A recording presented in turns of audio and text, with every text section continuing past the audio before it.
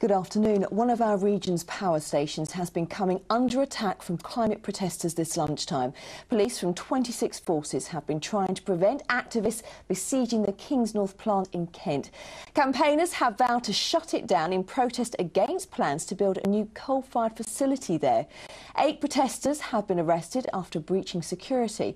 Well, our reporters have been on the ground this morning, and Abigail Bracken sends this on today's developments. Their boats are deflated, and so are the protesters' hopes of sailing to Kingsnorth today.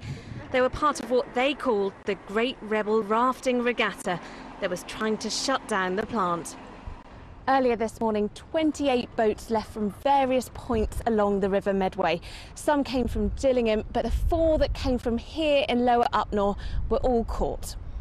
The idea of a mass action is you have so much going on at once, but it's inevitable that somebody's going to be picked up along the way. So unfortunately that was us, but I know there's already some crafts that are successfully on the way there as we speak. Those that were caught are joining hundreds of protesters on a so far peaceful march towards the power station. They use music and banners to make their views clear about Kingsnorth. So I think it's a completely misguided energy policy for the UK, and we should be investing in renewables, not in coal. We shouldn't be looking at coal-fired power stations because they're not proved to contain the CO2 emissions, and I've got a grandson. I want him to have a future and air that's clean in this country.